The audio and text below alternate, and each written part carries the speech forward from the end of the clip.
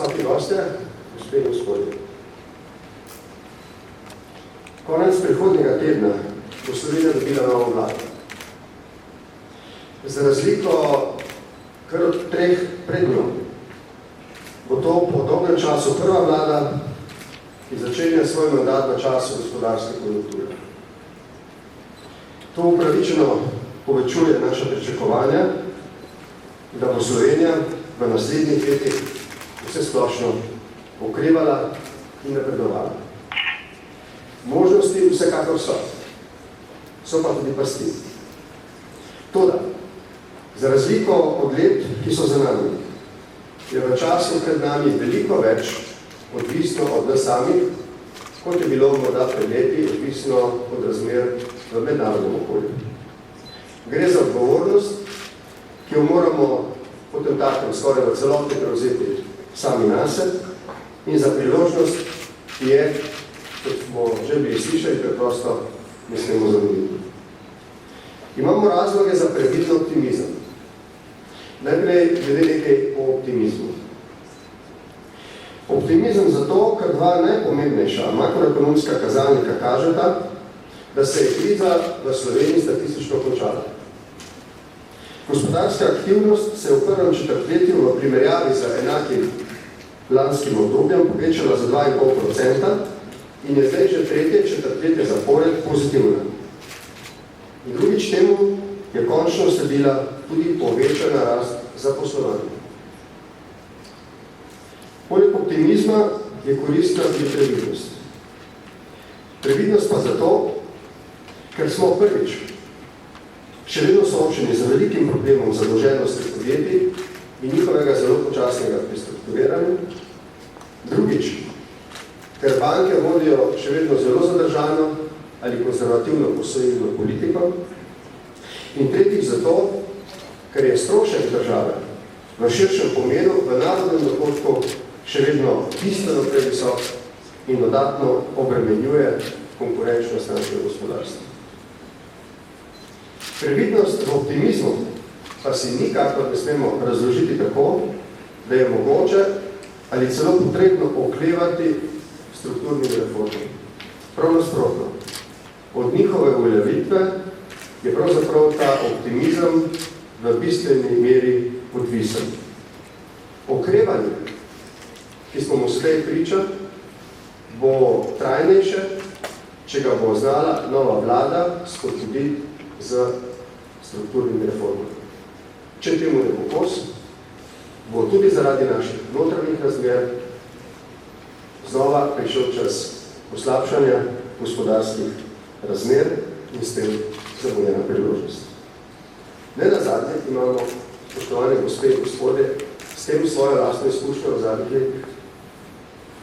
V enakem obdobju leta 2010, pa približno enakem obdobju, pred 4 leti, smo po dramatičnem padcu bruto domačega proizvoda leto prej, verjetno se boste vsi tukaj najbolje sami spomnili, surovih razmer v letu 2009, gospodarska rast je padla za 9%, je leto kasneje že dosegla gospodarsko rast zavidljivega procenta 1,3%. Torej, po letu 2009, ko je bila gospodarska aktivnost na najnižji ravni od osamosvojitve naprej, smo iz vrste razlogov, domačih in mednarodnih, uspeli Slovenijo znova spraviti na pot gospodarske rasti. Ta je bila sicer zelo skromna, vendar je bila. Tako da v letu 2011 se je zgodilo nekaj stvari, ki so Slovenijo znova vrnile v obdobje recesije. Zato imamo v bistvu v teh razmerah neke vrste popravni izpit. Pričemer se zdaj, in to je pomembno, natančno ve, zaradi česa nismo uspeli v prvem. Ta popravni izpit torej opravljamo v bistveno izboljšenih okoliščinah in, kar je tudi pomembno, z novo vlado, ki ima polno legitimnost in tudi precej krepko podporo v javnosti. Zato smemo oceniti, da je možno za uspeh realni. V izdatni meri bo to seveda odvisno od vlade, vendar ne samo od nje. Zdaj se nam znova, nam kot skupnosti ponuja velika priložnost, da vsi deležniki, ki razpolagamo s politično in gospodarsko močjo, opredelimo in okrepimo tisto, kar razumemo kot družbeno soglasje o novem razvojnem zagonu. Vključno seveda z vami, obrtniki in podjetniki, spoštovani gospod predsednik zbornice. Za ilustracijo realnih možnosti, ki jih imamo za nov gospodarski razvoj, še enkrat opozarjam na neke podobnosti in razlik med sicer zelo majhnim okrevanjem leta 2010 in letošnjem, ki je bistveno izdatnejše. V obeh primerih je bil izvoz najpomembnejši dejavnik te rasti. Ker pa je v veliki meri odvisen od gospodarske aktivnosti naših najpomembnejših trgovinskih partneric, predstavlja zato seveda hkrati tudi največje tveganje. To je tveganje, ki je izven naših moči. Danes smo soočeni z napovedmi o ohlajanju nemškega in skandinavskega gospodarstva, o stagnaciji francoskega in slišimo zaskrbljujoče novice o recesiji naših italijanskih prijateljev. Če bi se ti trendi nadaljevali, bi lahko ob zastoju gospodarske rasti v azijskih gospodarstvih zamajali sicer dobre obete na ravni celotne Evropske unije. In naprej. Kot smo v drugi polovici leta 2010, smo tudi letos v 3 kvartalih zapored glede okrevanja evroobmočja in gospodarskega prostora Evropske unije priče manjši rasti in oživljanju evropskih trgov od pričakovanja. Leta 2010, spomnili se boste poletja in jeseni tistega zaskrbljujočega leta, takrat je bila sicer vrnitev recesije v območje evra in na raven Evropske unije finančne narave. Zdaj je v večji meri strukturne, kar pa ni posebna tolažba. Torej, kot Slovenija smo z deležem izvoza v bruto domačem proizvodu upravičeno zadovoljni. Vendar pa se seveda zavedamo njegove omejenosti. In naprej.